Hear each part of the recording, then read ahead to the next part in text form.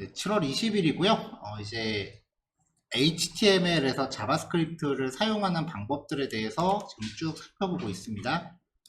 그래서 지난주에 이제 HTML 탐색하고 생성하는 것까지 살펴봤고요.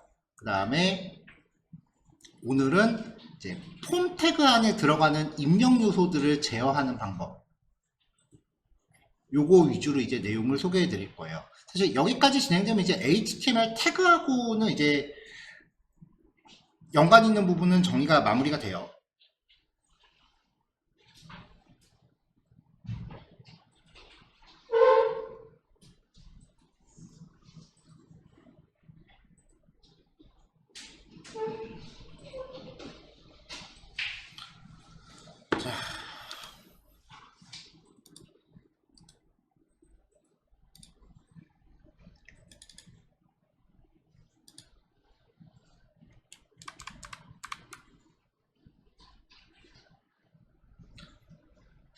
자, 폼 요소, 폼 태그 안에 들어가는 인풋 태그, 그 다음에 셀렉트 태그, 뭐 이런 애들이죠. 얘네들을 이제 제어하는 방법인데요. 일단은 그 폼을 통해서 접근하는 방법이 있고요. 인풋 태그한테 다이렉트로 접근하는 방법이 있어요. 일단 첫 번째로는 폼 태그 자체를 이제 객체로 가져오는 거예요.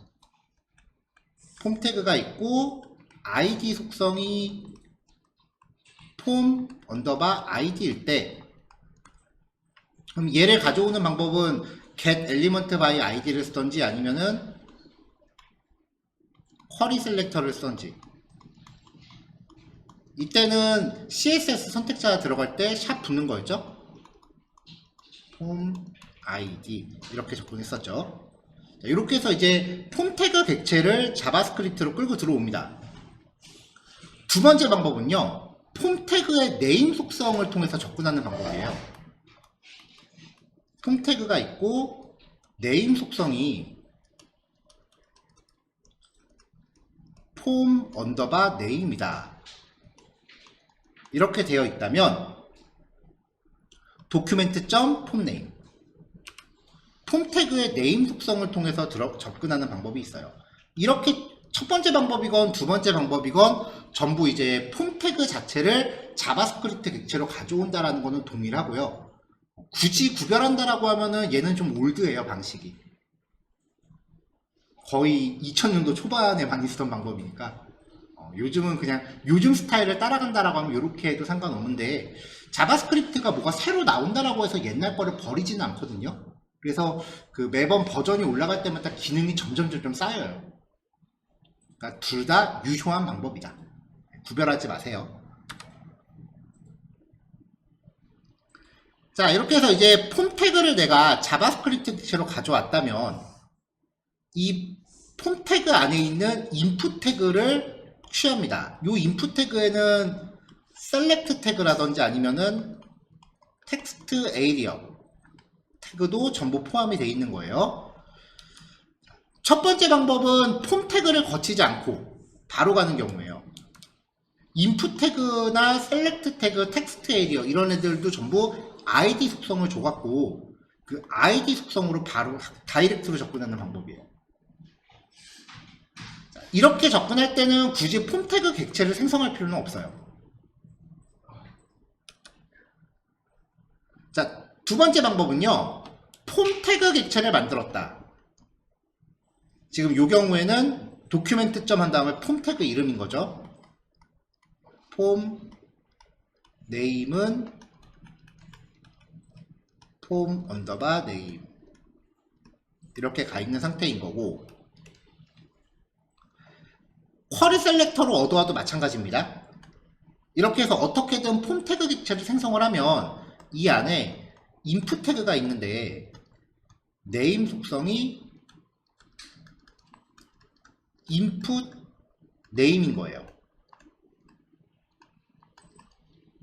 그러면 이 폼 객체점 인풋 태그에 부여된 네임 값, 이렇게 해서 계층적으로 접근할 수도 있어요.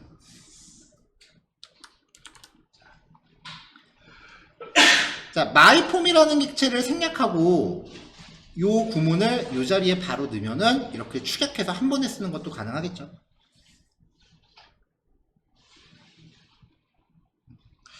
뭐 어떤 방법이 더 좋은 거냐 나쁜 거냐 그런 거에 대한 차이는 없으니까 그냥 그때그때 쓰고 싶은 방법 사용하시면 돼요.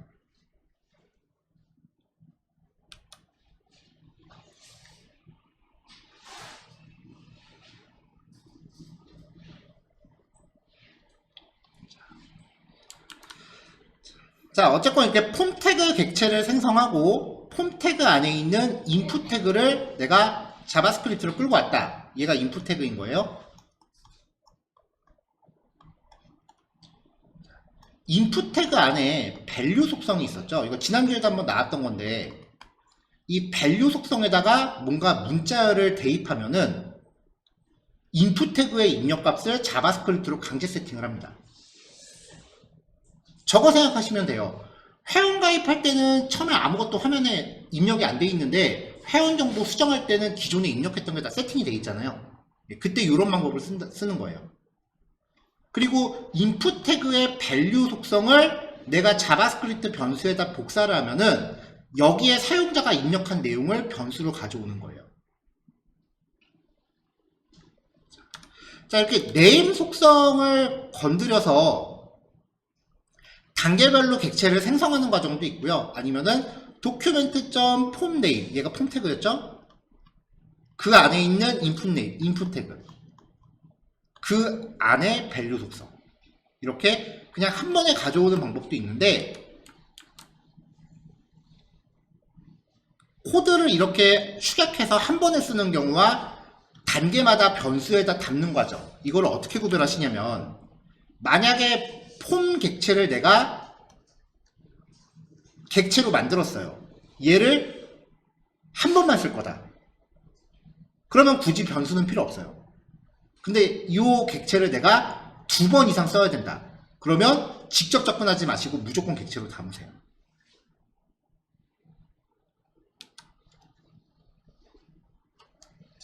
자, 아랫부분 살펴보기 전에 let str이 뭐라고 내용이 있는 경우 str1, 그 다음에 let str2가 내용이 아무것도 없는 경우,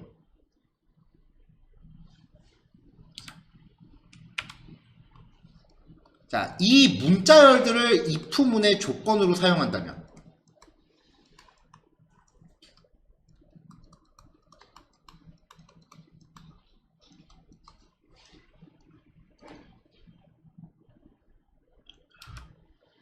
문자열을 불린 타입으로 이제 호환시킬 때는 뭐라도 한 글자가 들어있다면 이때는 true였죠. 아무것도 글자가 없는 상태였다면 이때는 false였어요. 그리고 input 태그에 관여되는 이 value 속성은요, 무조건 문자열입니다. 나이를 입력하건 돈을 입력하건 생년월일을 입력하건 무조건 문자열입니다.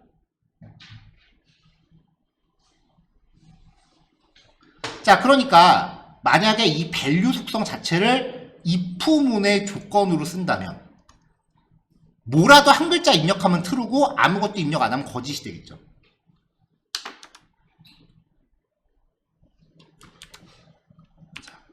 자, 그러면 document.formName.inputName.value 여기에 아무것도 입력이 안 돼 있는 상태, 이건 거짓이죠.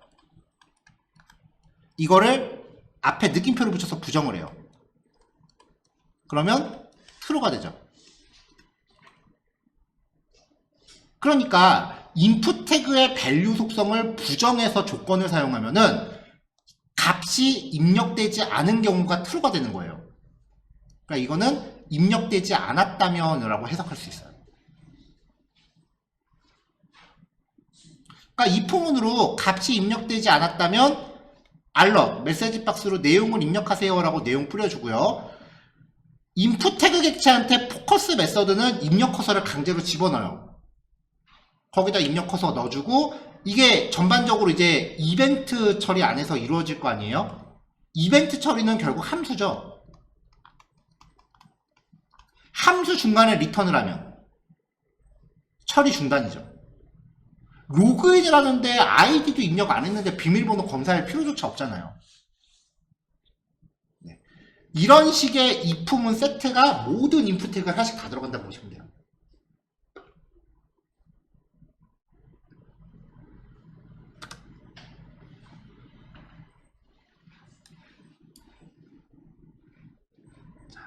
자, 여태까지 보신 내용이 이거 예제 하나입니다.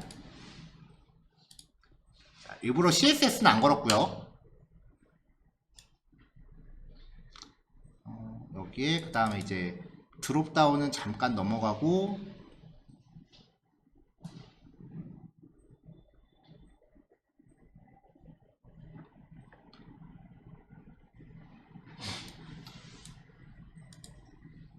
자, 요 예제를 보기 전에 우리 HTML에서 봤었던 내용을 하나 더 같이 열게요. 그때 제가 이거 지금은 말씀드려도 그 영향이 없으니까 나중에 뒤에 가서 다시 한번 말씀드릴게요 라고 했던 게 있어요. 네, HTML의 마지막 예제요.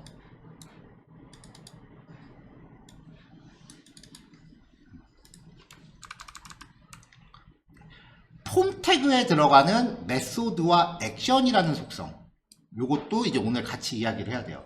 요거는 전에 봤었던 HTML 교환이에요. 대체로 퍼블리싱 하는 과정에서는 이 세 가지 속성은 거들떠도 안 봐요. 왜냐면 비주얼적인 효과가 1도 없는 애들이거든요.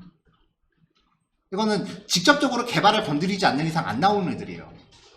얘네들도 이제 같이 말씀을 드릴게요.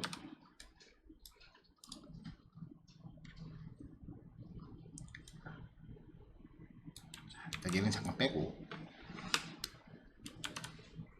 마이폼이라는 아이디를 부여했고요. 그 다음에 input 타입 텍스트, 네임은 유저네임, 아이디도 유저네임. 네임 속성하고 아이디 속성은 서로 연관이 1도 없어요. 그러니까 여기에 들어가는 값이 똑같건 다르건 아무 상관없어요. 보통은 귀찮으니까 복사 붙여넣기 해요. 자, 아이디 속성이 관여할 수 있는 거는 CSS가 아이디에 관여할 수 있는데 웬만하면 쓰지 말라 그랬죠, 아이디는요. 그 다음에 자바스크립트도 아이디 속성 관여할 수 있죠. 네임 속성은 CSS도 네임 속성 관여할 수 있기는 한데 굳이 다른 거 놔두고 네임 속성을 쓰진 않아요. 어떻게 관여하냐? 인풋 태그인데 네임 속성이 유저 네임. 이렇게 하면 CSS 선택자로 쓸 수 있잖아요. 근데 굳이 이렇게 쓰진 않죠, CSS에서. 뭐 클래스나 아이디나 이걸 쓰죠. 그러니까 CSS는 제끼고, 자바스크립트도 이걸 쓸 수는 있어요. 왜냐하면 쿼리 셀렉터로 이거 해도 되고, 아까 말씀드렸던 대로 도큐멘트 점, 뭐 마이폼 점, 뭐 이렇게 접근해도 되고요. 근데 옛날 방식이니까 그것도 잘 안 써요. 그럼 얘 왜 넣었어요? 얘가 관여하는 게 백엔드가 여기 관여해요. 그러니까 네임 속성은 안 쓰더라도 일단은 넣으세요.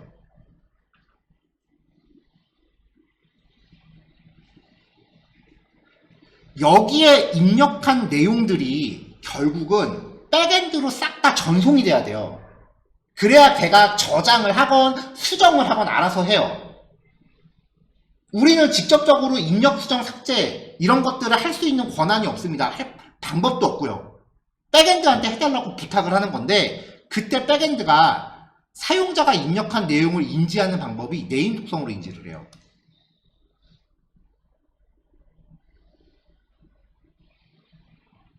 그러니까 이제 네임 속성을 일단 넣으시긴 하셔야 돼요. 어쨌건 이제 텍스트 타입의 유저네임, 그리고 라벨 태그의 포 속성, 요 포 속성은 아이디랑 연계되는 거죠.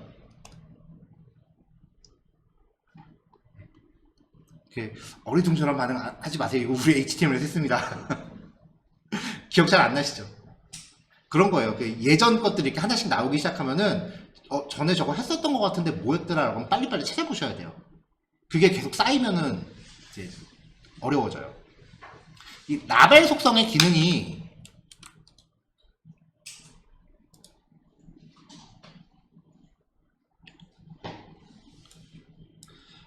요 글자를 눌러도 입력 커서가 들어가는. 근데 만약에 이게 체크박스였다면 글자를 눌렀을 때 체크가 되고 풀리고 그런 작용이기 때문에 HTML을 꼼꼼하게 만든다라고 하면 입력 양식은 이 라벨 태그를 굉장히 잘 써야 돼요. 자, 어쨌건 이제 비밀번호 있고요. 서브밋 있습니다.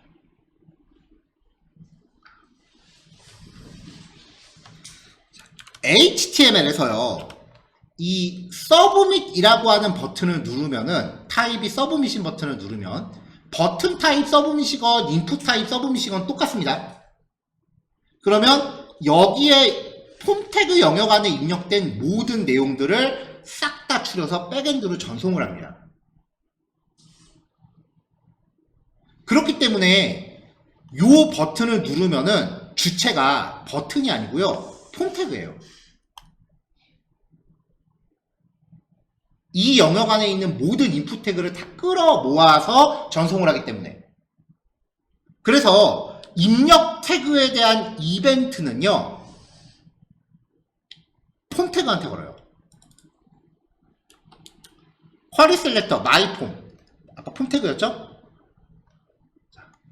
서브밋 버튼을 눌렀을 때에 대한 이벤트는 폼 태그한테 겁니다. 폼 요소 안에서 타입 서브밋을 누른 경우.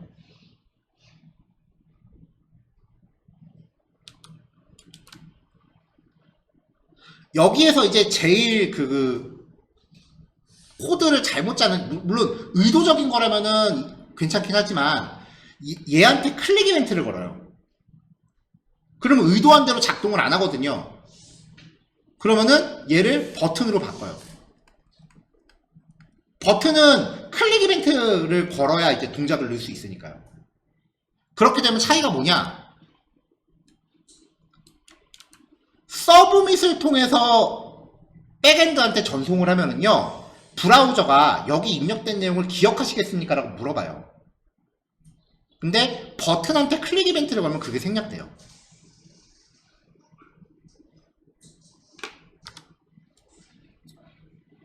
자, 그래서 폼 태그한테 서브밋 이벤트를 겁니다.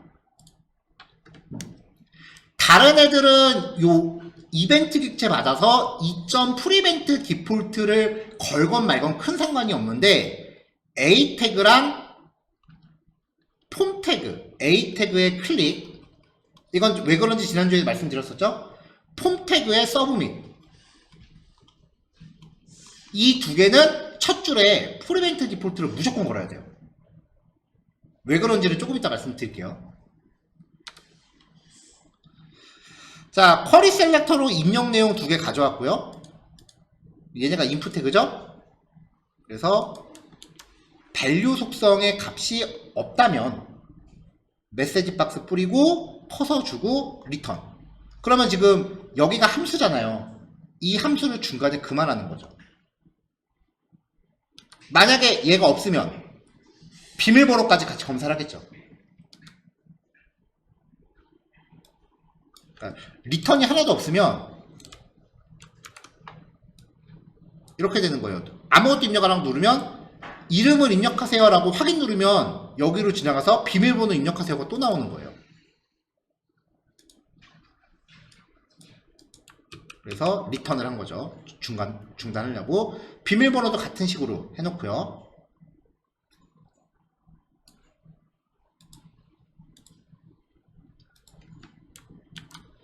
자, 모든 if문을 통과했다라면은 값이 정상적으로 입력이 된 거니까 아까 제가 div 태그 하나 넣어놨어요. 거기에다가 사용자 이름은 유저네임의 입력값 br 태그로 줄바꿈 넣고 비밀번호는 비밀번호의 입력값을 inner html로 넣어줍니다. 이렇게 해서 일단 예제가 이렇게 되면, 자, 여기서 이제 비밀번호 입력할 때 이거 별로 나오잖아요. 이거 이용자 본인한테만 안 보이는 거지 막상 까보면 다 나옵니다. 비밀번호 못 숨겨요. 개발자는 비밀번호 중간에 다 확인할 수 있어요. 그래서 이제 백엔드 쪽에서는 전달받은 비밀번호를 저장할 때 무조건 암호화를 해야 된다라는 게 현재 현행 법이에요. 근데 뭐 암호화 하는지 안 하는지 어떻게 알아요, 우리가? 그렇죠? 사실 알 수 있는 방법이 있기는 해요. 자, 비밀번호 찾기일까요? 비밀번호 재발급일까요? 비밀번호 찾기를 해주는 데는 비밀번호가 뭔지 안다는 거예요. 그러니까 그걸 우리한테 보여주는 거고요. 비밀번호를 재발급시키는 데는 지들도 그 비밀번호가 뭔지 몰라서 재발급시켜주는 거예요. 그러니까 요즘 비밀번호 찾기라고 하면 틀려요. 재발급이에요. 그렇잖아요. 비밀번호 찾기라고 들어갔는데 맨날 비밀번호 임의로 만들어서 메일로 쏴주잖아요. 그렇죠?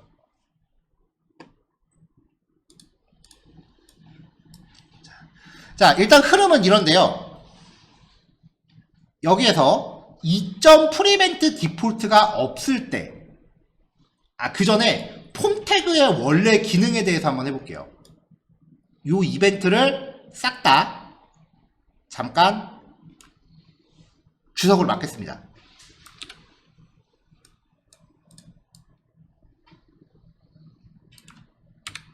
이렇게요. 그럼 이제 요 자바스크립트 코드는 작동을 안 하겠죠?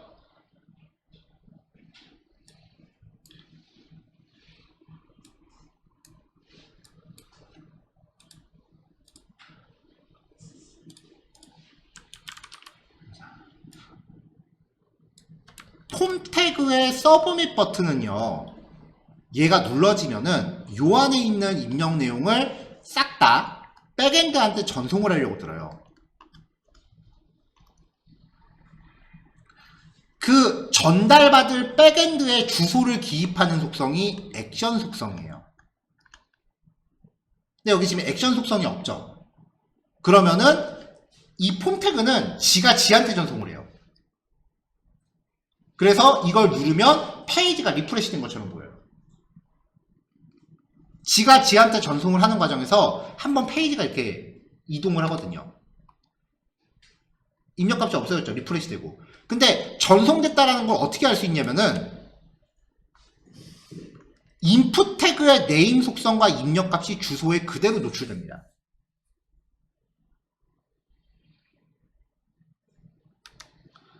자, 그럼 여기서 액션을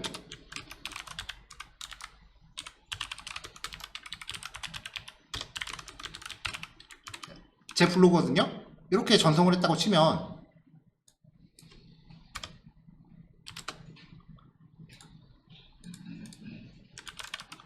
이렇게 입력하면 이제 이 버튼을 누르는 순간 액션으로 날아가요. 그러면서 제 블로그에다가 아까 전 페이지에서 입력한 내용 보내는 거예요. 괜찮아요. 어차피 그 백엔드가 이 값을 받아줘야지만 의미가 있는 거지, 그냥 아무데나 보낸다고 해서 그게 다 유출되는 건 아니에요. 그쪽에서 이 값을 받아야 돼요. 받는 처리를 구현을 해야 돼요. 자, 근데 어찌됐건 이거는 로그인 관련된 정보니까 그 개인정보인 거잖아요. 좀 민감한 정보인데 이렇게 URL에 그대로 노출되니까 보안엔 쥐약이겠죠. 그래서 이제 전송 방식, 벌써 비밀번호 유출됐다고 지금 브라우저가 난리가 났죠. 폼 태그가 백엔드한테 데이터를 전송할 때 전송 방식이 있어요. 그 전송 방식을 결정하는 속성이 메소드예요. 별도로 입력하지 않으면 기본값이 get이에요. get 방식은 이름과 모든 내용이 URL에 붙어서 가는 거. 두 번째 방식은 post예요.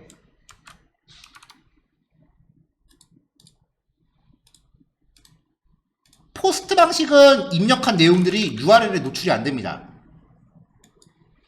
근데 이거는 제 블로그에서 포스트 방식의 전송은 안 받겠다라고 한 거예요. 노출이 안 되죠? 근데 이것도 맘만 먹으면 까볼 수는 있어요. 브라우저 개발자 도구에서 네트워크 탭 열고 페이로드라고 열면은 여기 다 들어가요. 웹은 못 숨겨요. 이미 여러분들 개인정보 어딘가 다 퍼졌어요. 포기하시면 편해요. 그래서 저는 개인적으로 SNS나 네이버 블로그 같은 걸 안 써요. 왜냐면은 그 저장되는 내용을 제가 직접적으로 관리할 수 없는 서비스는 안 써요. 그렇잖아요. SNS에 올린 거 소유권이 그 회사에 있습니다. 여러분이 소유자가 아니에요. 약관에도 있어요. 그 여러분들 뭐 내가 인스타에다 뭔가 열심히 올렸다 나중에 그 소유권 주장 못합니다, 여러분.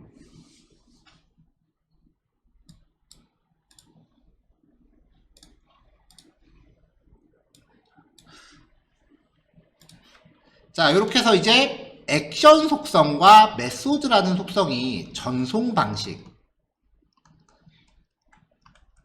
그 다음에 얘는 백엔드 주소, 이렇게 해요.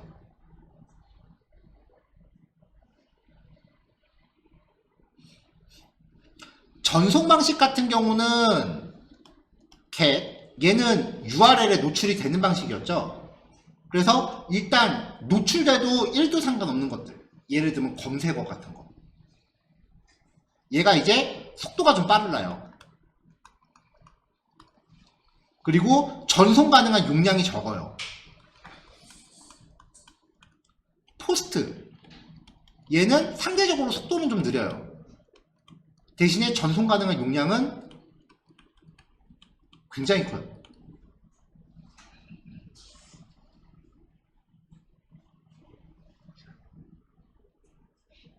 HTML에서 관여할 수 있는 메소드 방식은 이렇게 두 가지가 다고요. 나중에 이제 23단원 AJAX에서 두 가지 방식이 더 추가될 거예요. put하고 delete라는 방식. 이건 이제 23단원, 24단원에서 이제 말씀을 드릴 건데, 요거까지 정리가 되시면 이제 프론트 개발할 준비가 되는 거예요. 이걸 흔히 이제 CRUD라고 부릅니다. 아무튼 일단 HTML은 getPost 두 개만 가능하다. 자, 근데 지금 이거 입력하면 버튼 누르면, 자, 코드 이제 맨 처음 원래대로 되돌릴게요. 메소드는 기입 안 하면 get 방식이 기본이고, 여기 지금 네이버 페이지를 걸었습니다. 자바스크립트가 없다면 입력한 내용을 네이버로 쏠 거예요. 이렇게요. 네이버로 싸요. 네이버는 지금 이상한 페이지 들어오면 강제로 주소가 한번 바뀌네요.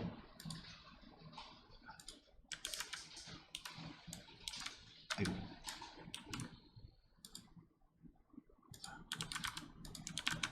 자, 여기 주소 잘 보시면은 네이버로 전송했다가 네이버가 안 받아 그리고 튕겨버린 것 같아요, 지금.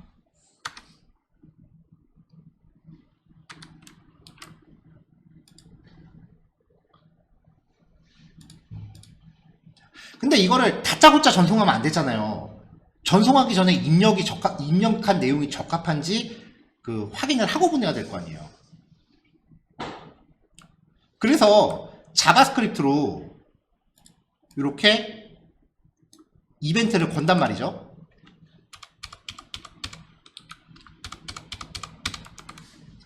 이점 프리벤트 디폴트가 없으면 아이디를 입력 안 하면은 여기서 아이디를 입력하세요라고 메시지 도출하고 자바스크립트는 처리를 중단을 했어요. 하지만 폼 태그가 원래 해야 되는 거, 얘는 그대로 작동을 한다는 거죠. 우리 지난주에 A 태그에 클릭 걸었을 때도 마찬가지였잖아요. 자바스크립트는 작동하고 href로 넘어갔어요. 그거 못 넘어가게 하려고 2점 프리벤트 디폴트를 걸었죠. 폼 태그도 마찬가지예요.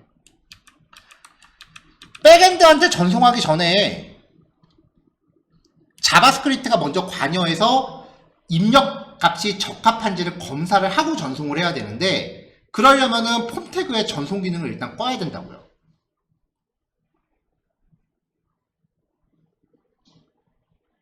그래서 폼 태그는 얘를 이제 무조건 넣는다. 얘가 이제 백엔드한테 전송하는 거를 방지하는 코드다.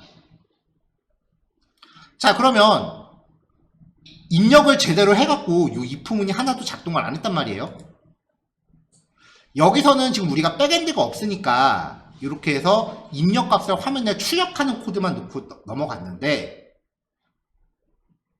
실제로 프로그램을 만든다라고 하면은 입력 값을 출력해 주는 게 아니라 백엔드한테 전송을 해야 되는 거잖아요. 근데 여기서 전송 못하게 막아놨죠.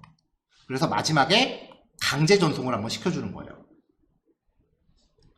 자, 이렇게 강제 전송하는 거는 이거는 이제 좀 올드한 방식. 뭐 ASP라든지 JSP라든지 PHP 같은 그 좀 고전적인 백엔드를 사용할 때 이렇게 들어가고요. 그 다음에 프론트 개발이 좀 더 비중이 높은 형식의 개발이라면은 요 위치에 이제 AJAX 코드가 들어가요. 차이, 어떤 차이인지는 이제 23단원에서 소개를 해드릴게요. 그래서 요 예제 하나가 할 수 있는 얘기가 되게 많아요.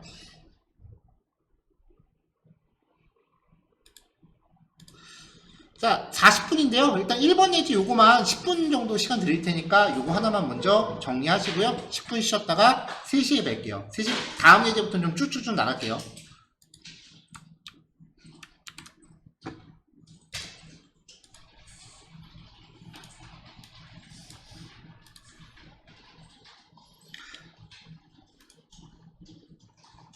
자, 요번에는 이제 드롭다운을 제어하는 방법이에요. 자, 드롭다운 태그가 생긴 거를 보면은 먼저 셀렉트 태그가 들어가고 뭐 네임 속성이라든지 아니면 아이디 속성이 있겠죠. 그 다음에 이 안에 옵션 태그가 들어가고요. 첫 번째 속성은 보통 밸류 값을 안 줘요. 왜냐면 선택하세요 이렇게 들어가니까요.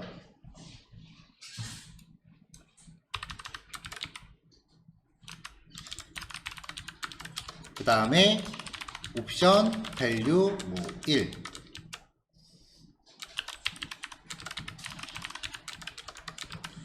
옵션 밸류 2. 네, 보통 이렇게 생기죠.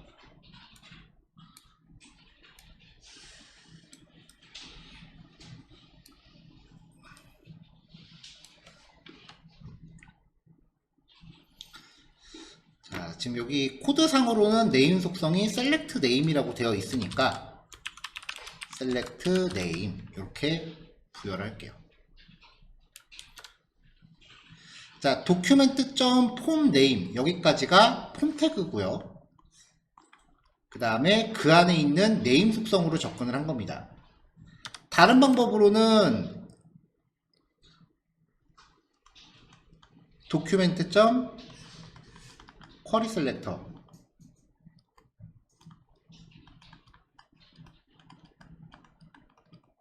해놓고 지금 저 코드대로면은 샵파 이렇게 접근하면 되겠죠. 자, 이렇게 드롭다운을 만들면요 얘는 배열이에요. 배열의 원소는 얘네들이에요. 이 옵션 태그가 원소가 되는 배열이 돼요. 자, 그 중에 특별한 값이 있는데 selected index라고 하는 거는 선택된 항목의 인덱스 번호입니다. 0번째, 1번째, 2번째예요. 근데 selected index를 강제로 2로 세팅해라 라고 하는 거는 자바스크립트로 얘를 강제로 선택하겠다는 거예요. 사용자가 만약에 헬로를 선택했다 그러면 요 드롭다운 객체의 selected index를 복사하면은 1이 되겠죠.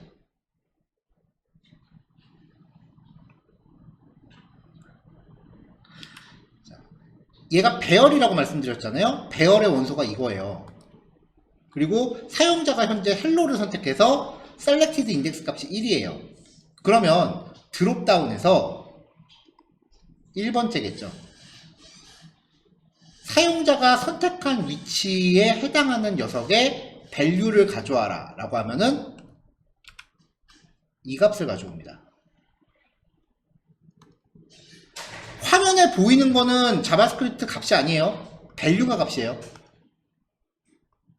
얘는 그냥 데코레이션이에요. 화면에 보이는 건. 중요한 건 밸류예요.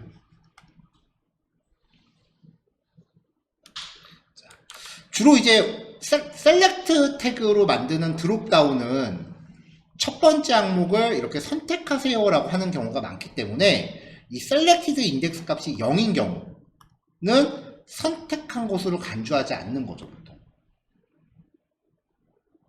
얘를 선택을 안 할 수는 없어요. 무조건 0번째 항목은 자동 선택이기 때문에 0번째 항목을 선택 안 한 걸로 간주하기 위해서 value를 비워두고 이 속성이 0이면 선택을 안 한 걸로 간주하는 거예요.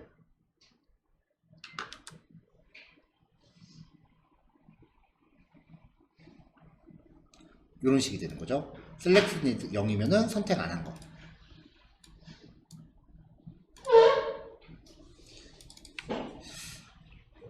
자, 그래서 이제 마이폼 안에 네임 속성 서브젝트, 아이디 속성 서브젝트 해서 라벨 속성은 아이디랑 연결되는 거고요. 여기에 이제 옵션 태그를 쪼르륵 놨습니다. 그럼 이 서브밋을 눌렀을 때 동작시킬 거니까 이 폼 태그에 대한 이벤트 걸어야 되죠. 자, 그래서 이제 샵 마이폼에 대해서 서브밋 이벤트를 겁니다. 그러면 요거 눌렀을 때 발생을 해요. 자, 2.프리벤트 디폴트 서브밋 이벤트는 무조건 이거 걸고 가시라고 말씀드렸어요. 자, id 값으로 요 id 값으로 드롭다운 객체 가져오고요. 드롭다운 점 셀렉티드 인덱스를 가져와요. 그럼 이게 선택된 항목의 인덱스라 그랬죠. 옵션 순서대로 0, 1, 2, 3이에요. 이게 0이면은 여기란 얘기니까 선택된 항목이 없습니다 라고 알럿 박스 뿌린 거고요. 처리 중단. if문을 지나갔다라는 거는 최소한 이 추즈 값이 0은 아니라는 거죠. 그러면은 드롭다운에서 사용자가 선택한 위치의 밸류 값을 뽑아서 리절트 맨 위에 div 있죠? 여기다가 출력을 해줬습니다.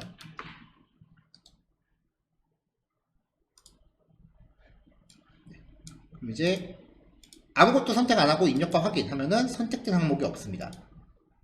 그 다음에 선택하면은 선택된 항목의 밸류 값이 넘어오는 거죠. 여기를 1, 2, 3 이렇게 바꾸면 밸류를 가져오는 거예요. 여기 나오는 요거는 요 화면에 보이는 거는 단순 데코레이션이에요.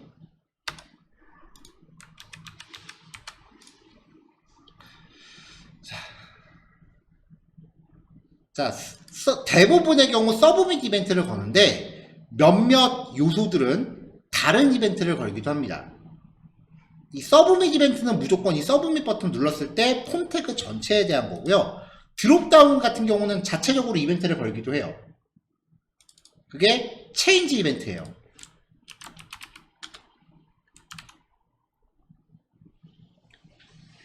자, 체인지 이벤트가 어떤 타이밍에 발생하느냐, 그 정도만 이제 보시면 될 것 같은데,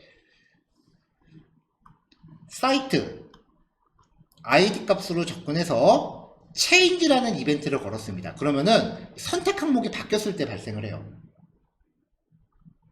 자, 선택을 바꿨는데 만약에 요걸 선택했다.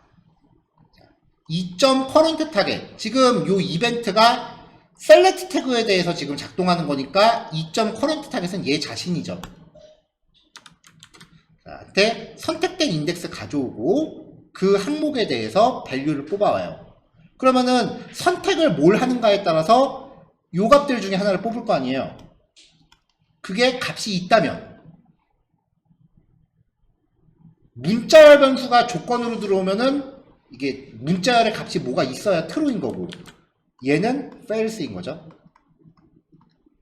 자, 값이 있다면 window.open은요 이건 다음 단원에 나올 건데 미리 하나 사용을 해볼게요.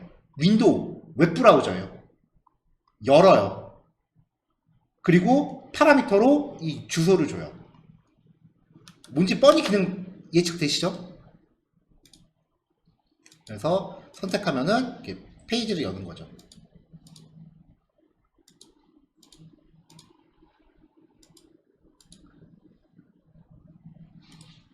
자, 그 다음에 인풋 태그 2개를 넣었어요. 두 번째 거는 read only이기 때문에 사용자가 직접적으로 값을 바꿀 수는 없어요. read only가 들어가면 값을 못 바꿉니다. 타이핑을 못해요, 거기서. 자, 첫 번째 인풋 태그에 입력된 거를 여기에 똑같이 입력을 시킬 거예요. 그래서 샵 src에 대해서 change 이벤트가 발생했을 때 여기에 입력값이 바뀌었을 때 이벤트가 발생한 스스로의 입력값을 DSC의 밸류로 넣어줘라. 그러니까 얘한테 입력값이 바뀌면은 얘 스스로의 입력값을 얘한테 강제로 넣어줘라 해요. 근데 인풋 태그에 대한 체인지 이벤트는 기대한 대로 발생하지 않습니다. 왜냐면 포커스가 빠져나올 때 발생을 해요. 실시간 타이핑이 안 되는 거죠. 포커스가 빠져나와야 발생을 해요. 그러면 실시간으로 입력하는 건 어떻게 하느냐? 그거는 키보드 눌러질 때 반응시켜야 돼요. 자, 우리는 키보드 누를 때 이벤트 뭐라 그랬었죠? 선택사항 없었어요. 무조건 키업이에요. 키프레스 아닙니다. 키프레스를 쓰면은 한글에 대해서 반응을 못 시켜요. 자, 그래서 만약에 인풋 태그의 타이핑에 따라서 뭔가 실시간으로 반응을 시켜야 될 일이 있다라고 하시면 인풋 태그 가져와서 키업 이벤트를 거세요. 그럼 키보드 눌렀다 뗄 때마다 계속 발생하는 거잖아요. 그래서 스스로의 입력값을 어디엔가 출력시켜줘라 라고 하면은 여기에서 키보드가 눌러지는 대로 여기 실시간으로 출력되는 거죠. 자, 상태가 바뀌었을 때에 대한 이벤트 처리였고요.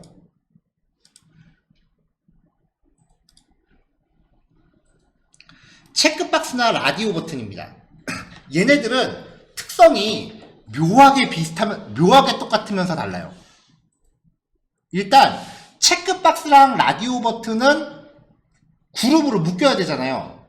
그걸 그룹으로 묶기 위해서는 네임 속성이 똑같은 애들끼리 묶이죠. 그럼 자바스크립트 입장에서는 네임 속성이 똑같은 애들은 배열이 돼요. 근데 이때는 체크박스나 라디오를 아이디로 접근하면 그게 안 먹어요. 왜냐면 아이디는 다 고유한 특성이기 때문에 배열의 요소 하나하나를 독립기체로 가져와요. 그래서 체크박스나 라디오는 네임 속성으로 접근하시는 게 편해요. 자, 그러니까 지금 이 상황은 이거예요. 폼 태그인데 네임 속성이 폼1이다. 이 안에 인풋 타입 라디오가 있고 네임은 마이 라디오다. 이런 게 여러 개가 있는 거죠. 라디오 같은 경우는 밸류 속성을 기본적으로 넣어줍니다.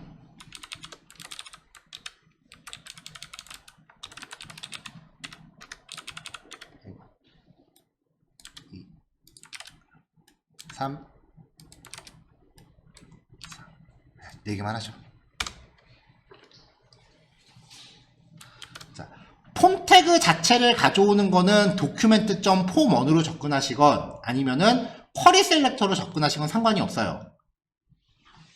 어찌됐건 폼 객체를 가져오시고 그 하위에 라디오 버튼이나 체크박스에 대해서 이렇게 네임 속성으로 접근하시면 그 자체가 배열이에요. 0번째, 1번째, 2번째, 3번째예요. 0번째 밸류라고 하는 거는 얘를 가져오라는 거죠. HTML 태그 순서입니다.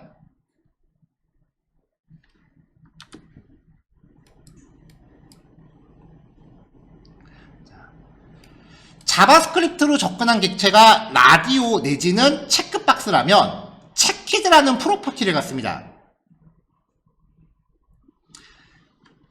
HTML 태그를 프로퍼티라고 부른다는 거는 값이 없는 속성이라고 그랬죠. 우리가 라디오 버튼을 강제로 선택시키고 싶으면 이렇게 체키드라고 주잖아요. 이렇게 명시되어 있다면은 HTML 태그에 이렇게 체키드가 명시되어 있다면 이거는 얘가 true인 거고요. 아래처럼 체키드가 없다면 그때는 false인 거예요. 자, 그럼 지금 이 상태에선 0번째 항목에 체키드라고 했으니까 얘는 false가 되겠죠. if false라고 하면은 건너뛰겠네요. 조건이 거짓이니까. 자, 그러니까 요거는 선택된 경우에 어떤 처리겠죠. 강제로 선택시키고 싶으시면 특정 항목에 체키드를 true로 넣으시면 돼요. 그리고 배열이에요. 배열이니까 반복문은 당연히 되겠죠. 자, 체크박스 length. 그러면 똑같은 이름을 갖는 체크박스의 길이고요. 반복 돌면서 i 증가시켜서 i번째가 만약에 체크됐다면 count 플러스 플러스. 그럼 선택된 항목의 숫자를 세겠죠.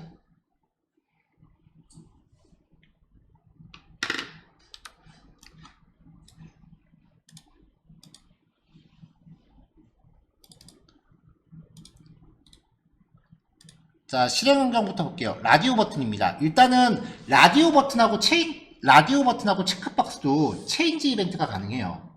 그래서 체인지 이벤트 걸었을 때 여기 입력값 이렇게 실시간으로 바꾸게 있고요. 입력값 확인하면은 선택된 항목의 값을 취득해서 이렇게 몇 번째 항목이 선택됐고 그 다음에 무엇이 선택됐는지를 출력을 했습니다. 자, 지금 여기 보시면 선택된 항목의 값이 소문자로 왔다는 거 확인해 주세요. 밸류 속성 가져온 거예요. 이거는 그냥 단순 문자열이에요. 얘는 자바스크립트한테는 아무 의미가 없어요. 왜냐면 그냥 이렇게 뿌린 텍스트잖아요. 화면에 보이는 건.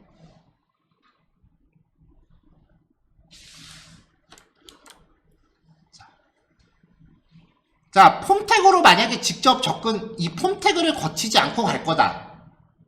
폼 태그를 통해서 네임 속성으로 가는 거는 조금 올드한 방식이다라고 말씀을 드렸었죠. 그래서 만약에 폼 태그를 거치지 않고 얘네들을 다이렉트로 접근하고 싶다라고 하시면 query selector all.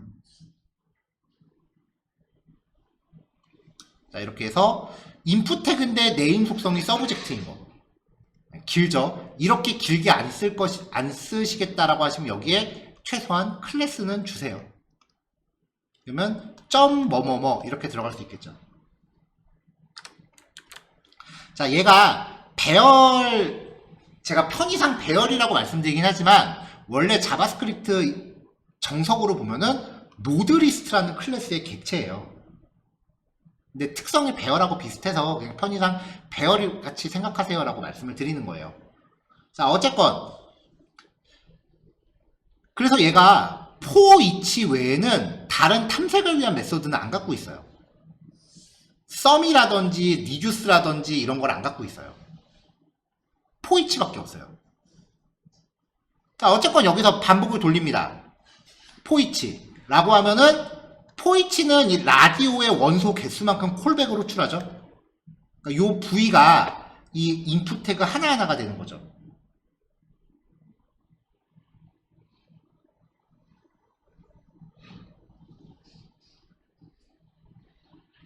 자, 그래서 부위한테 체인지 이벤트를 겁니다.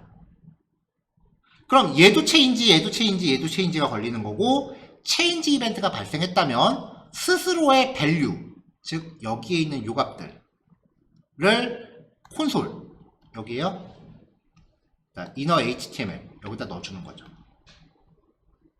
자, 라디오 버튼의 체인지 이벤트는 상태가 바뀌는 게 체인지잖아요. 그럼 만약에 내가 CSS를 선택했다. 근데 그 다음에 HTML을 선택했다. 그러면 HTML은 체크가 되고 얘는 체크가 풀리죠. 체크가 풀리는 애는 안 발생해요. 체크가 되는 애가 발생을 해요. 그러니까 이때는 이벤트가 얘에 대해서 발생하는 거죠.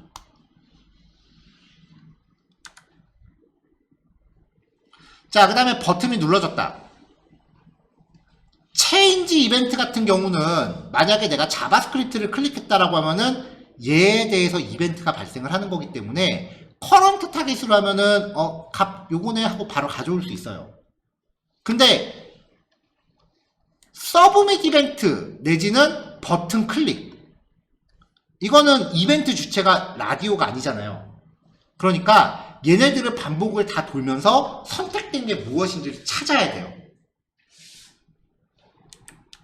자, 그러면 for each로 반복을 돌리면 이거 3개를 다 훑잖아요.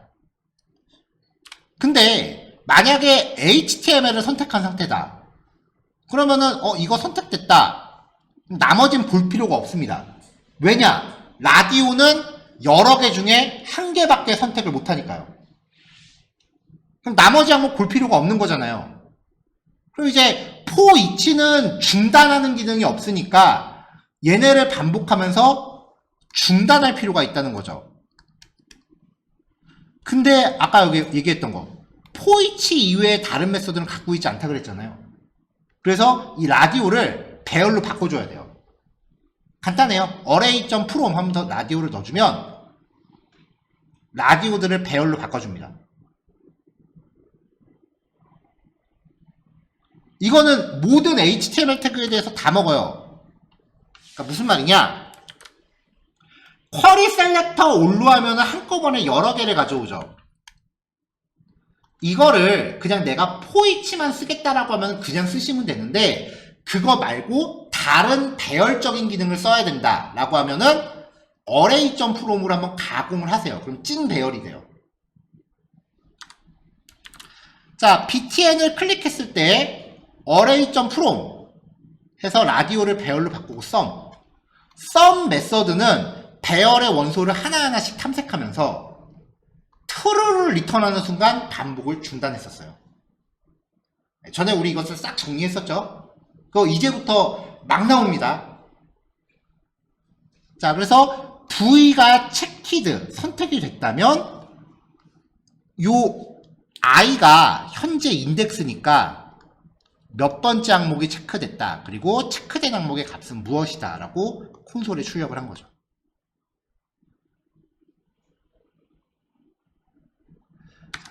폼 태그 관련된 기능들은 예제 하나도 뺄 게 없습니다. 실제로 제가 업무 때 다 쓰는 패턴들이에요.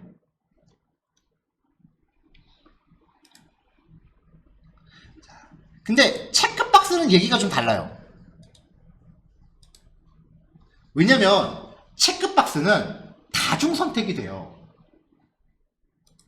자, 사커 체크됨이라고 돼 있죠? 근데 농구도 동시 체크가 되니까 지금 여기서는 이벤트가 발생한 주체만 체인지 이벤트를 걸었어요. 근데 버튼 눌렀을 때는 선택된 거를 싹 다 가져와야 되잖아요. 아까 라디오는 썸으로 반복을 돌렸어요. 왜냐면 첫 번째 게 체크되면 나머지 안 봐도 되니까. 근데 얘는 축구가 체크됐으면 야구가 체크됐다라는 것도 확인을 해야 되니까 중단하면 안 돼요. 싹 다 훑어야 돼요. 그래서 라디오 버튼에 대한 반복은 sum, 체크박스에 대한 반복은 for each.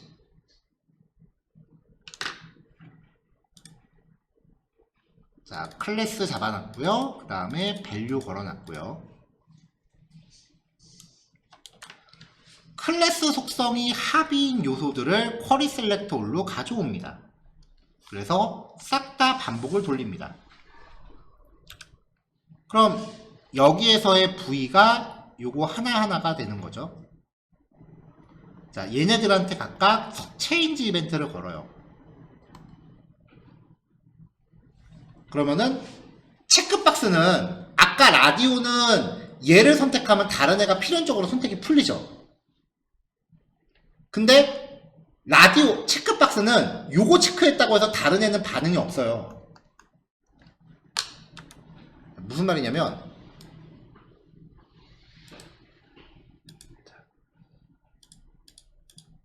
얘를 체크하고 풀고 이게 가능하잖아요. 스스로. 라디오는 이게 안 돼요. 라디오 이거 또 누르면 체크 해제가 안 돼요.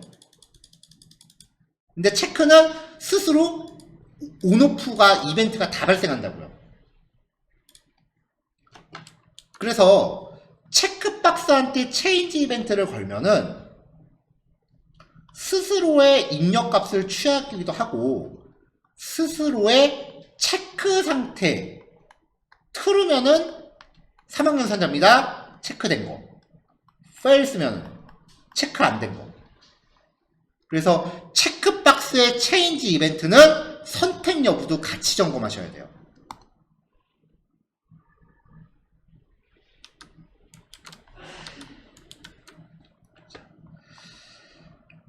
id 값이 콘솔인 요소를 가져왔어요. inner html에다 일단 넣었어요. 선택 항목의 value를. 그러면 농구라고 가정하면은 바스켓볼이라는 게 여기 들어가겠죠?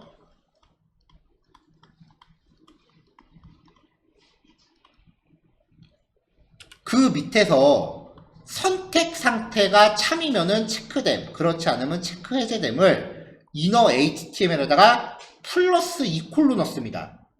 플러스 이퀄은 합산이잖아요. 그러니까 기존 거에다가 체크됨 이라고 덧붙이라는 얘기죠. 그냥 이퀄이라고 해버리면 안에 있는 거 싹 비워버리고 새로 넣는 거고, 플러스 이퀄은 기존 거 유지하고 뒤에 붙이는 거고요. 연산자 차이에 따른 동작 기억하시고요. 자, 이번엔 버튼 누르기입니다.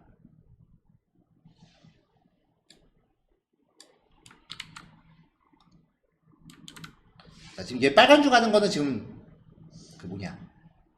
변수 선언이 겹쳐서 그래요. 밑에 또 있어서. 고전적인 방법, 포이치.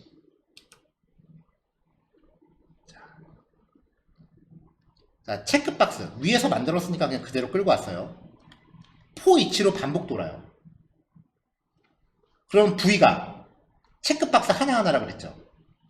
자, 각각의 항목이 체키드 선택됐다면 이 체키드 밸류라는 빈 배열에다가 선택된 항목의 밸류 값을 우겨 넣습니다.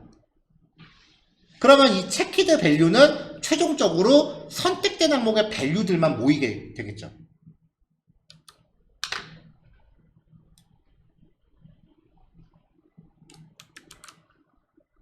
자, 여기는 그냥 배열 자체를 뿌렸어요. 자, 이렇게 해도 뭐 구현하시는데 지장은 없어요. 자, 버튼 누를게요. 그러면 두 개가 들어가잖아요. 자, 이거는 그나마 지금 이것도 이렇게는 안 하긴 했어요. 뭐냐면 let i는 0부터 i는 체크박스.length i++ 라고 한 다음에 if 체크박스의 i번째가 선택이 되었다면 체키드 밸류.push push는 배열의 원소 추가였습니다. 여기다가 체크박스의 i번째의 밸류를 넣어라. 이거는 진짜 2000년도 초반 스타일 코드예요. 요거보다 조금 세련된 게 포이치. 자, 이제 요즘 스타일 나갑니다.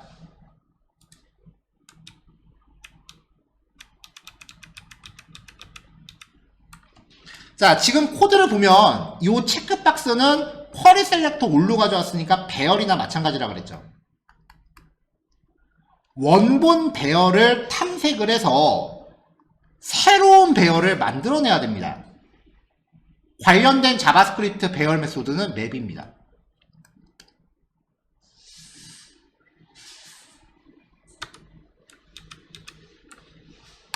아, 필터네요, 필터. 맵은 원본이랑 똑같은 개수가 나오고요. 지금 여기서는 요 체크박스 배열을 반복 돌면서 선택된 항목들만 걸러낼 거잖아요. 그러니까 필터예요.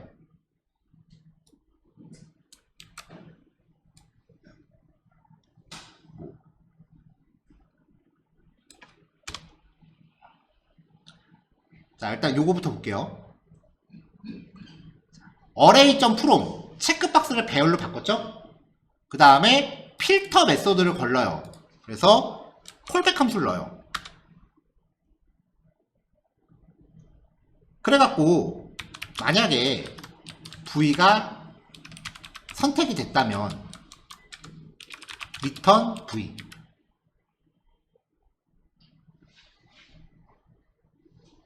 아니, return true.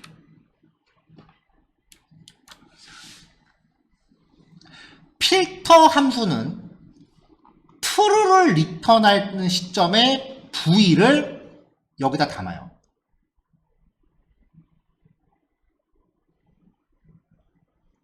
자, 근데 이 코드, 이 체키드 자체가 데이터 타입이 불린이었죠. 선택이 되면 true, 선택이 안 되면 false잖아요. 그러면 true일 때 true를 리턴해라? 그러지 말고 그냥 얘 자체로 리턴하면 되잖아요. 이렇게. 이렇게요. 그럼 얘가 선택이 됐으면 true를 리턴할 거고 선택이 안 됐으면 false만 리턴하겠죠. 자, 화살표 함수인데 리턴을 포함한 한 줄밖에 없네요. 그러면 이렇게 한 줄로 퉁칠 수 있죠. 이렇게요. 자, 이렇게 해서 이 체키드 아이템이라는 말 출력해 볼게요.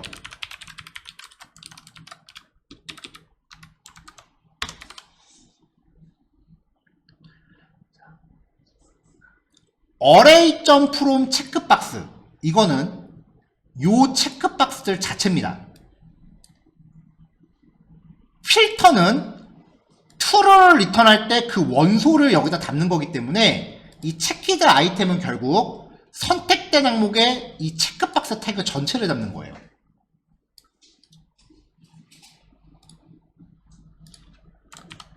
자, 그래서 콘솔 찍어서 그래서 버튼 누르면 자, 배열이 두 개 원소를 갖고 있고요. 이 원소가 인풋 태그인데 클래스가 합의인 애들. 선택된 항목을 그대로 담고 있어요. 근데 지금 우리한테 필요한 건 이 선택된 체크박스 자체가 아니라 걔네들한테 있는 밸류 속성이에요. 필터 함수를 걸면은 선택된 항목이 이렇게 배열로 들어오는데 요 배열을 가공을 해서 밸류값만 뽑아야 돼요. 원본 배열을 가공해서 새로운 배열을 만드는 함수, 그게 맵이에요. 자, 코드는 원래대로 돌리겠습니다. 이제 다 왔어요.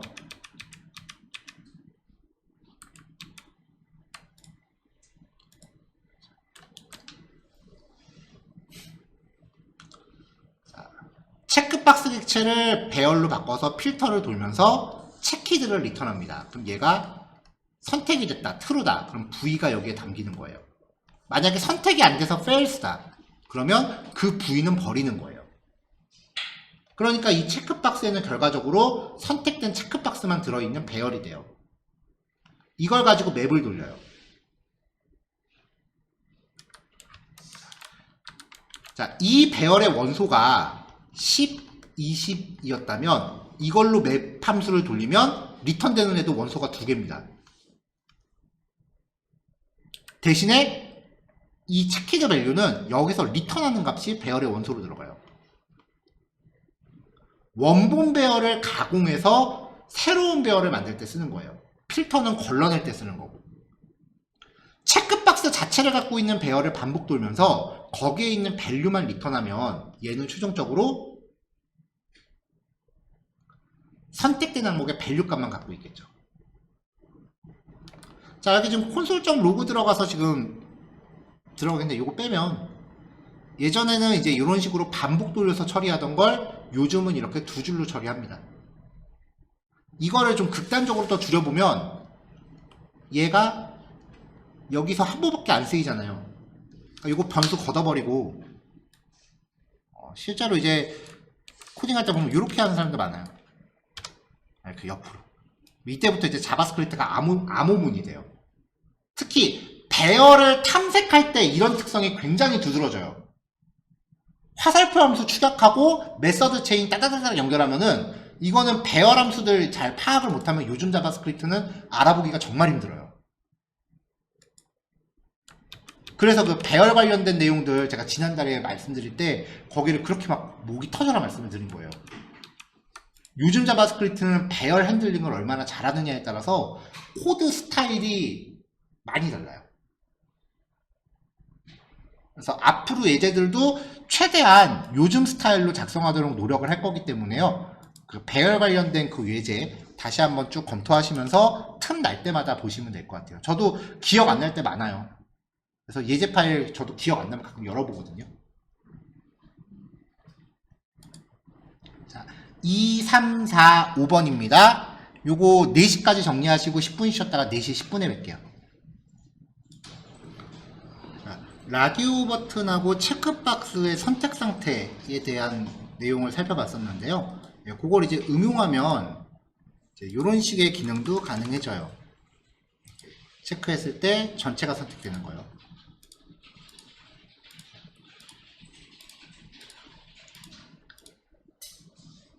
꽤 많이 쓰이는 기능이죠.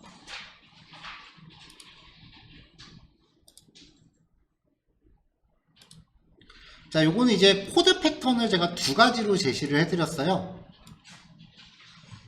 일단 여러분들한테 배포해드린 자료는 인풋 태그가 한 세트밖에 없을 거예요. 아, 두 세트 있네요. 자, 일단은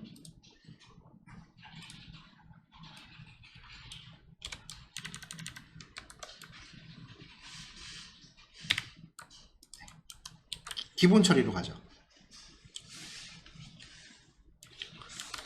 자, 기본 원리는 이 전체 선택이라는 이 체크박스에 체인지 이벤트를 걸어요.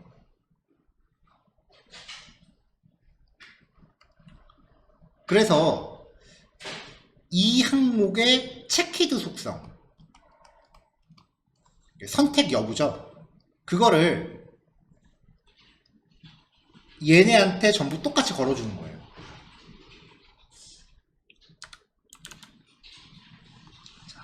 올 체크라고 하는 요소를 가져와서 체인지 이벤트를 겁니다.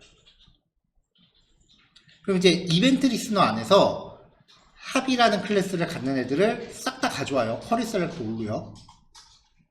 포이치로 반복 돌아요. 그럼 V가 요거 하나가 되잖아요. 자, 그 V의 체키드 속성에다가 current 타겟, 이벤트가 발생한 스스로의 선택 상태를 똑같이 복사해 주는 거죠. 그럼 얘가 체크되면 얘네도 다 똑같이 체크되는 거고, 얘가 체크가 해제되면 나머지도 다 해제되는 겁니다. 자, 기본 원리는 이래요. 그러니까 이걸 체크하고 체크 해제하고. 근데 밑에 이런 애들이 한 세트가 더 있다고 치면, 그러면은 이제 이걸 하나 복사를 해야죠. 이렇게요. 그 다음에 올체크2가 상태가 바뀌면 푸드라는 클래스를 갖는 애들을 싹 다 반복 돌면서 체크를 바꿔라. 그러니까 처리해야 되는 게 한 세트가 늘어날 때마다 코드가 한 번씩 복제돼야 돼요.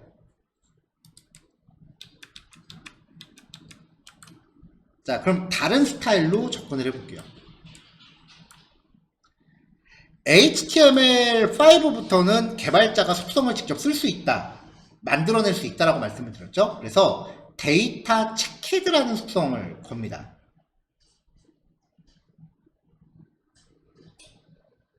얘한테는 이 항목이 선택됐을 때 일괄 선택시킬 항목들의 선택자를 값으로 걸어줍니다.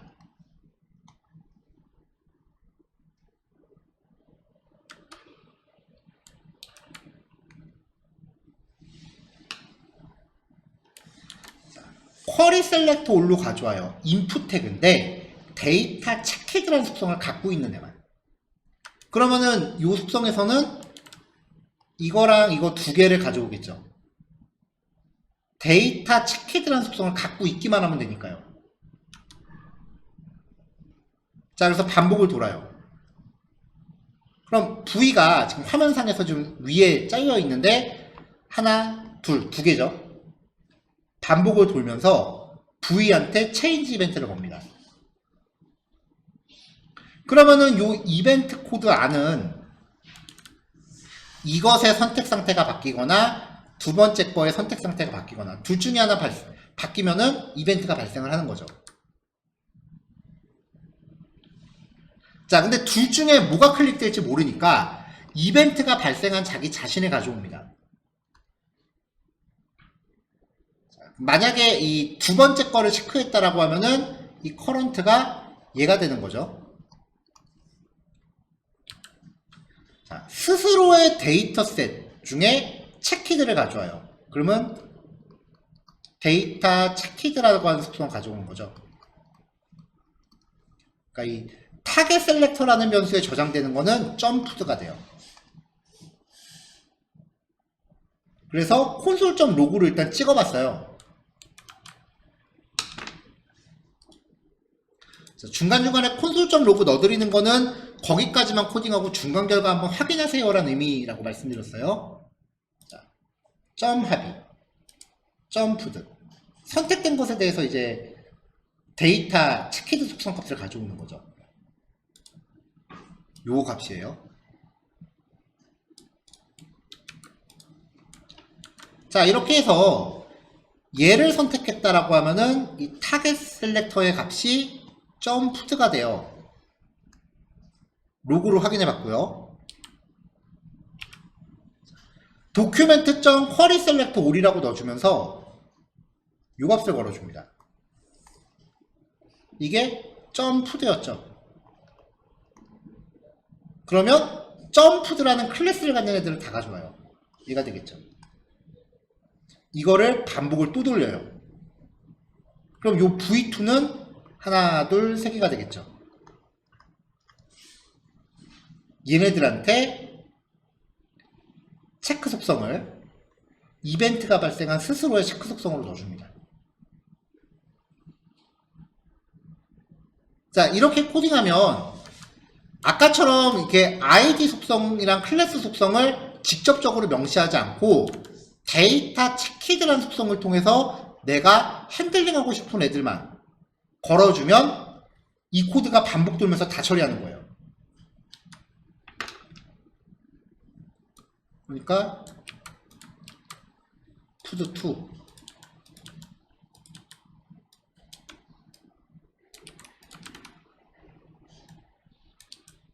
푸드3 그냥 푸3라고 해볼게요. 더 늘리기도 하고요. 이렇게 걸어주면은 저 자바스크립트 코드 한 벌로 HTML 태그가 늘어나는 거를 무제한으로 커버할 수 있어요.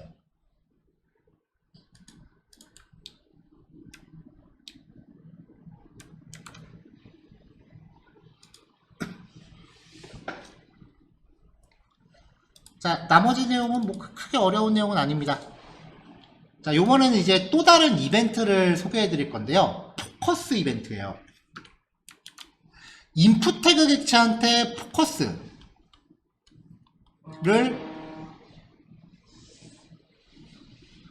자, 이 포커스를 이제 메서드로 사용한다. 그러면은 여기에 입력 커서를 강제로 넣는 거고요.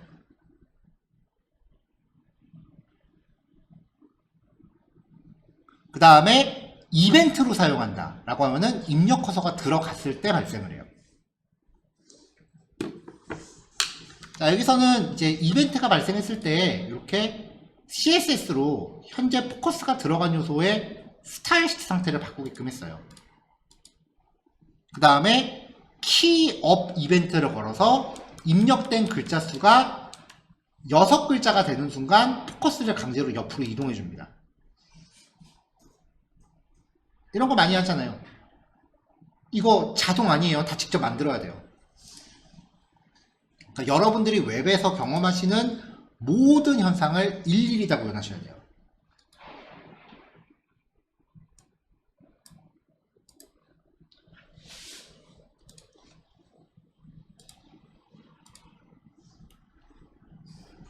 자, 인풋 태그 2개를 넣고요. 각각 id는 주민1과 주민2, 클래스는 주민이라고 놨습니다. 클래스로 쿼리 셀렉트 올 해서 클래스로 접근을 했고요. 반복을 돌았어요. 그러면 요 V가 요거 V 하나하나가 되는 거죠.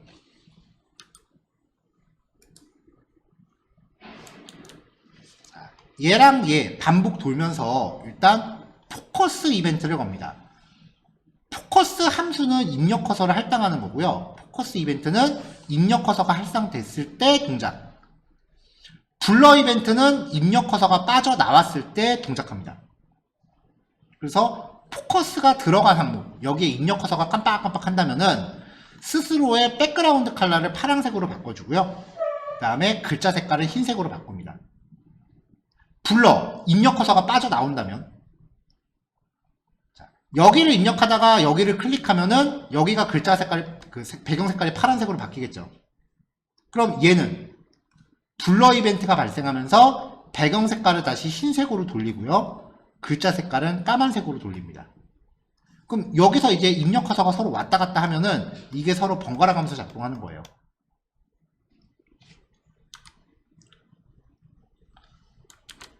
자, 그 다음에 주민 원이란에 하나만 가져와요. 얘한테 키업 이벤트를 겁니다. 키보드가 눌렀다 떨어질 때마다 발생을 하는 거죠. 스스로의 입력값을 가져옵니다. 그럼 여기에서 이제 키보드가 눌러지다가 키가 떨어지면 여기에 현재 입력되어 있는 값을 가져와요. 문자열이죠. 문자열의 랭스, 글자수예요. 글자수가 6글자가 넘어가면, 그러면 서브 스트링, 문자열 자르는 거였죠. 0번째 위치부터 인덱스가 6인 것까지입니다. 6인 거 전까지였죠, 정확히는. 0번째 위치부터, 그러니까 6번째 전까지. 즉, 인덱스가 5인 글자까지 잘 나오는 거예요. 그걸 잘라서 다시 여기다 넣어줘요. 그리고 포커스는 옆으로 넘깁니다. 이거를 이렇게만 구현하는 경우가 있어요. 입력 글자 수가 6자가 넘어갈 것 같으면 포커스를 강제로 옆으로 이동시키는 거죠. 그러면은 글자 수를 6글자까지 잘라서 다시 집어넣는 이 처리는 왜 들어갔느냐? 일단 얘가 이벤트가 키업이죠. 그러니까 키가 계속 눌러지고 있는 동안은 얘는 발생을 안 할 거란 말이에요. 그러니까 이런 거죠. 여기다가 키가 눌러지고 있으면 키업은 발생 안 해요. 계속 입력되고 있죠. 여기서 키를 떼면은 6글자만 남기고 나머지 지워버리겠다는 거예요. 또 하나 케이스가 있어요. 아이, 설마 저렇게 입력할까? 복사 붙여넣기 하는 경우가 있어요. 여기에다가 붙여넣기를 해버리는 거예요. 복사 붙여넣기를 해버리면 그때도 6글자만 남기고 넘어가는 거죠. 그래서 글자를 6글자만 빼고 잘라서 다시 덮어 씌우는 처리가 필요해요.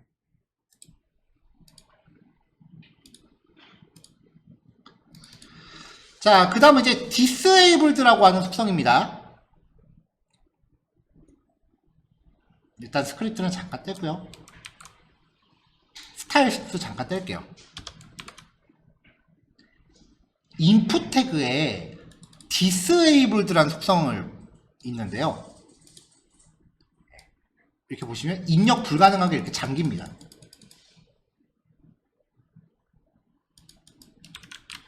read only도 보면은 입력이 안 돼요. 읽기 전용이기 때문에.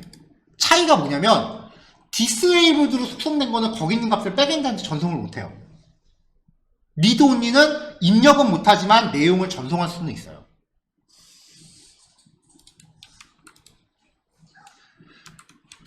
자, disabled 약간 비활성화되죠.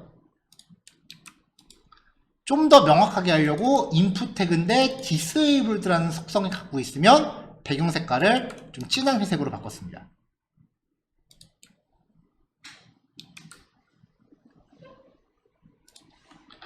자, 벌써 좀 세 번째 말씀드리는 건데요. attribute, 값을 갖는 속성. 그 다음에 property, 값을 갖지 않는 속성. attribute는 자바스크립트로 제어하기 위해선 set attribute, get attribute 같은 메서드로 제어를 해요. src, href, width, height 같은 애들이요. 대표적인 게 src랑 href였죠. img 태그, a 태그. 프로퍼티, 값을 갖지 않는 속성. 각각의 속성 자체가 객체의 멤버 변수로 존재하고 true, false의 값을 가져요.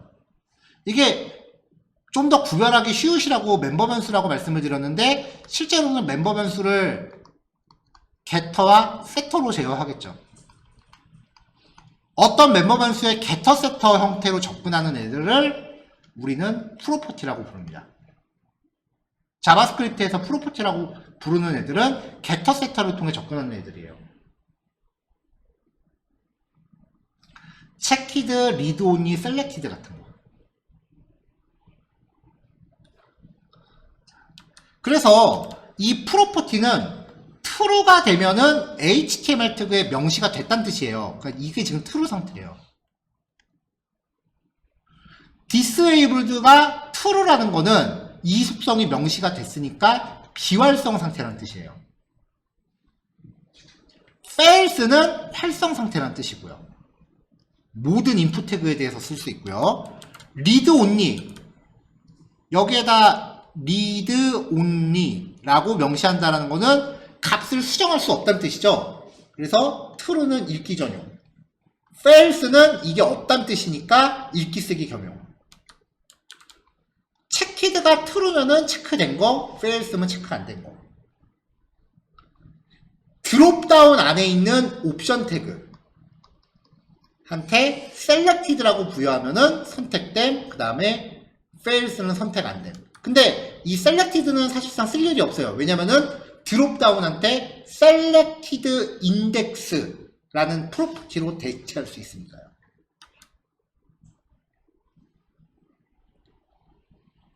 자, 프로퍼티들 한번 정리해봤고요.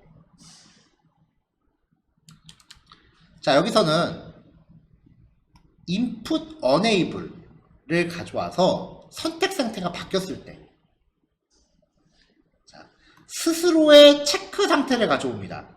그럼 얘는 체크가 되면은 true죠. 체크가 안 되면 false죠. 그래서 얘를 체크하면은 얘를 입력할 수 있게 할 거예요. 결과 보시면 이거예요. 요거 체크하면, 저장을 안 했네요. 얘를 체크하면 입력할 수 있고요. 체크 안 하면 입력 안 되는 거고요. 이거 회원 탈퇴 페이지 같은 거 보면 마지막에 탈퇴 사유 기타 해놓고 이런 거 많아요.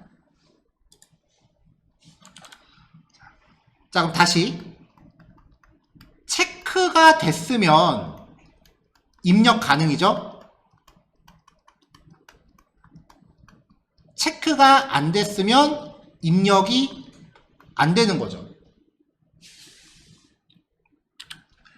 체크가 됐다라는 거는 체키드 속성이, C가 빠졌네요. 체키드 속성이 true라는 거고요. 체크가 안 됐다라는 거는 이 체키드 속성이 false라는 거예요. 그렇죠? 체키드 속성이 true면 체크된 거, 체키드가 false면 체크 안 된 거. 근데 입력이 가능하다라는 거는 disabled가 없어야 되는 거예요. 그러니까 입력이 가능하다는 거는 disabled가 없어야 되는 거니까 false. 입력이 불가능하다라는 건 disabled가 있어야 되는 거니까 true. 그럼 어떻게 돼요? 체크박스의 선택 상태를 뒤집어서 넣어줘야 돼요. false를 뒤집어서 넣어줘야 돼요. 그러니까 요 체크박스의 선택 상태가 바뀌었다면 스스로의 선택 상태를 느낌표를 붙여서 input 태그에 disabled를 걸어줘요.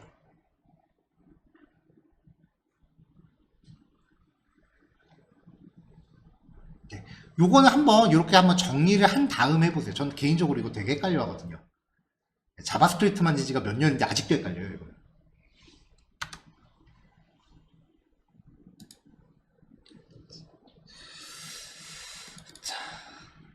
자, 마지막 예제는요. 이거는 요건 다음 교시 할게요. 코드가 좀 어려운 거라서 이건 다음 교시에 진행할게요. 자, 일단은 여기까지 해서 이제 남은 것들 4시까지 정리하시고 5시까지 정리하시고 5시 10분에 뵙겠습니다. 자, 다음은 이제 폼 요소 마지막 항목으로 그 파일 업로드 할 때 쓰는 요소예요. 웹브라우저를 지금 되게 띄워놔갖고 되게 확대시켜놔갖고 지금 근데 요 정도인 건데요. 인풋 타입 파일이라고 하면 사실 되게 못생겼잖아요. 그래서 걔를 이제 이미지로 표시를 한 거고요. 이미지를 눌렀을 때 찾아보기가 나오는 겁니다. 여기서 이제 그림을 뭔가 이제 선택을 하면 이미지를 업로드한다고 쳤을 때요. 이제 쓸만한 그림이 있는지 좀 확인 좀 해보고요.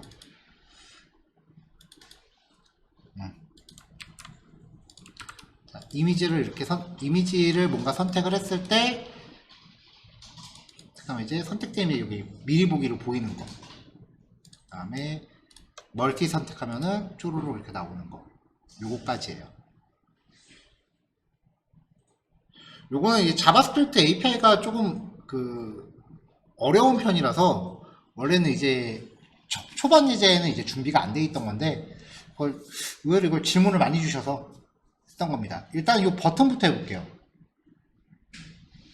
인풋 타입 파일을 이렇게 그림으로 바꾸는 것 자체는 자바스크립트가 아니라 CSS예요.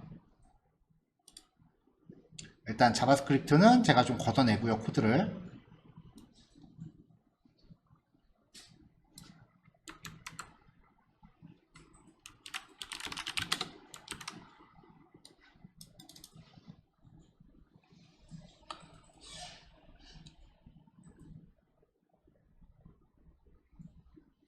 CSS도 일단 좀 걷어낼게요.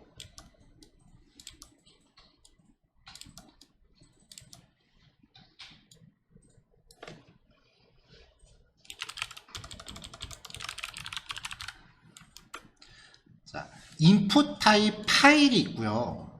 그 다음에 이 파일 요소에 라벨 태그로 지금 연결을 했어요. 그래서 얘는 이제 div를 하나 묶었고요. 여기 아래쪽 div는 미리 보기를 이제 표시할 거예요. 자, 이 상태에서 이제 브라우저에서 열면은 라벨 태그하고 인풋 태그잖아요. 얘가 만약에 인풋 타입 텍스트였다면 글자를 클릭하면 포커스가 일로 들어가죠. 근데 파일이면은 이 라벨을 클릭하면 얘를 누른 거랑 같은 효과가 나요. 버튼을 눌러도 찾아보기 상자가 나오지만 라벨을 눌러도 찾아보기 상자가 나와요. 자, 라벨 태그 안에 글자 대신에 그림을 넣었어요. 그림은 여기 업로드 버튼 제가 이미지 하나 드렸고요. 그러면은 그림이 있고 옆에 인풋 태그가 있는 거죠. 자, 얘를 눌러도 요거 눌러지는 거랑 같은 효과라 그랬잖아요. 라벨이니까 이미지를 눌러도 요거 누른 거랑 같은 효과예요. 이 상태에서 CSS로 얘를 숨겨요.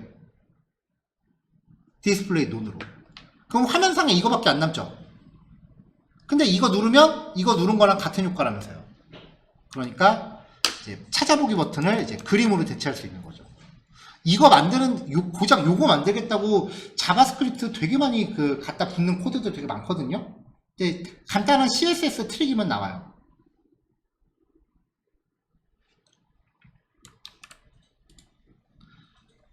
자, 그 다음에 이제 라벨 태그니까 여기 보시면은 마우스 커서가 화살표잖아요, 여전히. 그래서 그 위에서 입력 커서를 손가락 모양으로 바꿨고요. 커서 포인터 줘서 그 다음에 여기에 이제 그림들이 쪼르륵 들어갈 거잖아요. 그래가지고 디스플레이 플렉스를 줬습니다. 그래야 요 안에 그림들이 가로로 들어가겠죠. 그 다음에 플렉스 랩 속성을 주니까 끝까지 도착하면 줄바꿈을 하겠죠.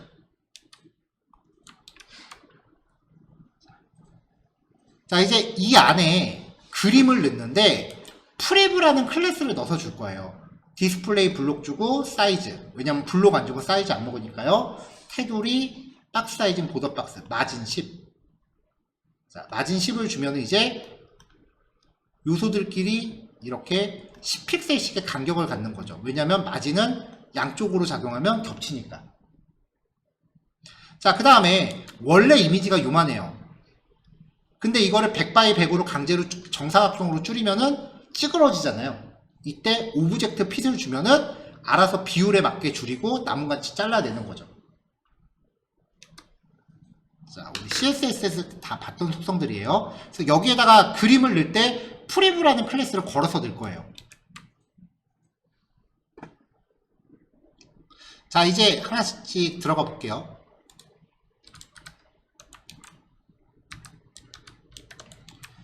요 파일 요소에 대해서 체인지 이벤트를 겁니다.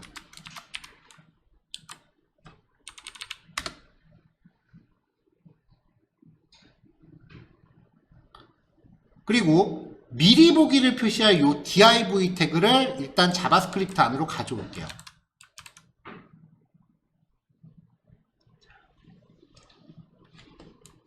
자, 지금은 이 안에 아무것도 없지만 만약에 얘를 한번 선택을 했어요. 그럼 여기에 그림들이 이렇게 막 들어갈 거 아니에요. 그 상태에서 얘를 또 눌러요. 그럼 선택한 항목들을 여기를 다 바꿔줘야 되잖아요. 그럼 여기에 현재 내용이 표시되고 있는 상태라면 새로운 내용을 넣기 전에 일단 기존 내용을 지워야 되죠. 그래서 일단 저 컨테이너의 내부를 싹 비우고 시작을 합니다. 여기에 뭐가 내용이 기존에 있다면 여기 선택이 바뀌면 이 안에 있는 내용을 싹 지우고 시작하는 거예요. 왜냐면 새로운 걸 넣어줘야 되니까.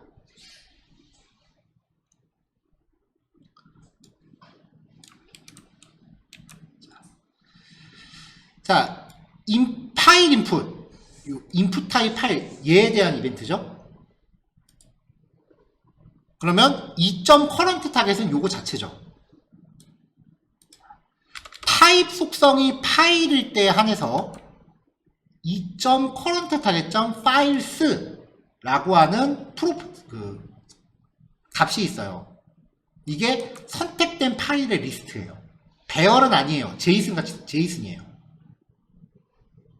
제이슨인데 얘가 인덱스가 0 콜론 파일 1 콜론 파일 이렇게 생겼어요.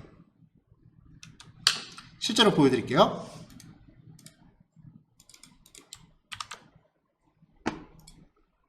자, 파일을 4개를 선택을 해서 딱 선택하면은 파일 리스트라는 객체인데 0 인덱스 0 파일 1 파일 이렇게 제이슨처럼 생겼어요. 그래서 특이하게 그냥 포이치로 배열로 바꾸면 값이 키가 인덱스로 되어 있으니까 배열로 바뀌더라고요. 얘를 이렇게 array.from으로 바꾸면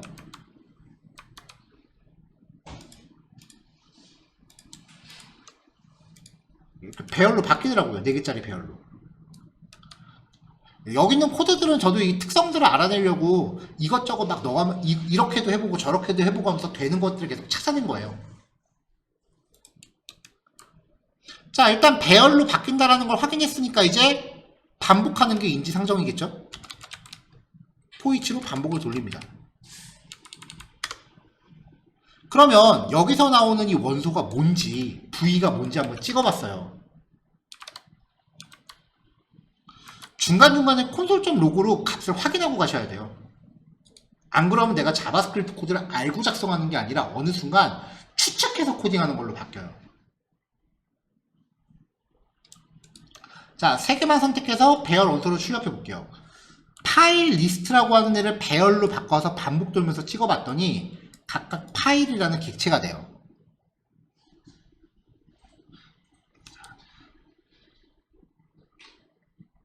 자, 이 파일 객체를요, 자바스크립트 API 중에 URL이라고 하는 클래스가 있는데 그 클래스에 create object URL 이라고 하는 메서드한테 요 V를 던져주면 이 객체가 가리키는 실제 파일을 가져옵니다. 요 img URL이라는 걸 출력을 해보면요.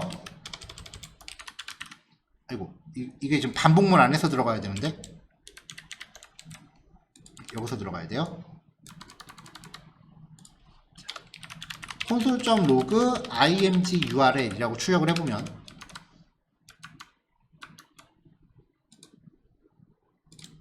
두 개만 할게요. 그럼 실제로 이렇게 파일의 경로를 이렇게 가져와요. 파일의 주소를 가져와요. 이거를 img 태그로 걸어주면 돼요. src 속성에다가. 이게 실제 그림이에요. 이게 그림의 주소예요. 자, 그럼 이제 이미지 태그를 생성을 해야죠. 지난주에 우리 했었죠. document.create element img 태그를 만들어요. 자, 이 상태에서는 자바스크립트가 img 태그를 만들어서 지 머릿속에다 기억하고 있는 거지 화면에 나오는 건 아니라 그랬어요. 일단은 클래스부터 넣어줍니다. classList.add라고 하면서 아까 미리 준비한 프리뷰 클래스를 넣어줘요. 그리고 src 속성에다가 아까 읽어온 이 이미지 경로를 걸어줍니다.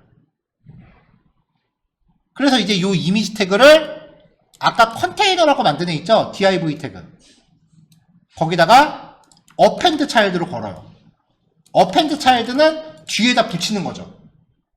기존 거를 유지하고 뒤에다 붙이는 거예요. 지금 반복문 안에서 하고 있는 거니까 반복문 들면서 계속 덧붙여야 되는 거잖아요. 그렇게 해서 만들면 이제 이미지 미리 보기가 구현이 됩니다. 이렇게요. 자, 근데 이거를 한다고 해서 이게 실제로 이게 업로드가 되는 건 아니에요. 업로드는 프론트엔드가 뭔가 하기 전에 일단 백엔드에서 파일을 업로드 받는 걸 만들어 줘야 돼요. 프론트 혼자는 파일을 업로드를 못 해요.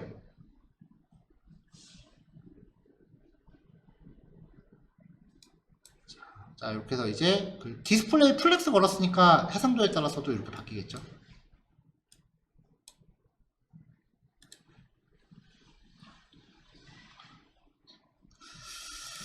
자, 요거 마무리 하시면 될 것 같고,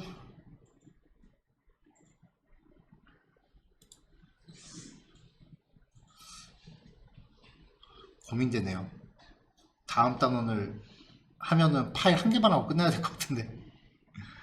자, 오늘 요거까지만 진행할게요.